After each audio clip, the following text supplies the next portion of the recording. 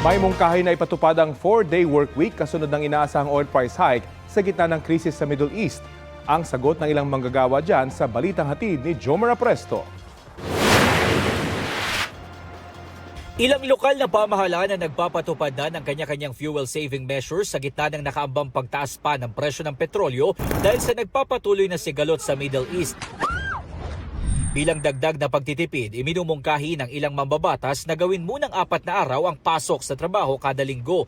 Kabilang sa mga nagsusulong nito sina Senador Sherwin Gatchalian at Parañaque 2nd District Representative Brian Yamsuan. Sabi ni Senador JVR Cito, kung ito ang rekomendasyon ng DOE, Department of Finance at Economic Managers ng pamahalaan, bakit hindi? Kung feasible yan, bakit hindi? No? Kailangan talaga tayo magtipid ngayon now with an impending oil crisis because of the situation that we're Middle East. Pero sa ilang manggagawang nakausap natin, hindi pabor sa panukala, lalo na yung mga no work, no pay. Tulad ng 39 years old na si Maxi na maagang bumiyahe mula Caloocan. Unang araw niya raw kasi sa trabaho bilang timekeeper sa isang construction site sa Baliwag, Bulacan. Hindi aniya sasapat para sa kanilang pamilya ang kanyang sasahurin kung 4 na araw kada linggo lang siyang papasok.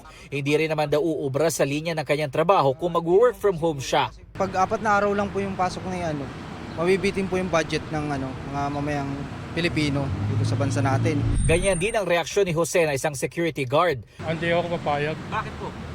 Kasi mawawalan kami ng ng kita eh. 10 oras kada araw. 10 oras kada araw. Hindi rin ako papayag. Pagod daw. Ang call center agent naman na tulad ni Arlene, mas pabor kung ang ipatutupad daw ay work from home scheme sa halip na 4-day work week. Habang may gera pa po sa ibang bansa, so syempre po apektado yung transportasyon kasi magmamahal po yung gasolina. Mas okay po sa amin as a call center agent po yung work from home po na setup. Kasi po, yun po, hindi po kami maapektuhan masyado sa pamasahe po papunta pabalik. So mas makakatulong po yung work from home sa amin.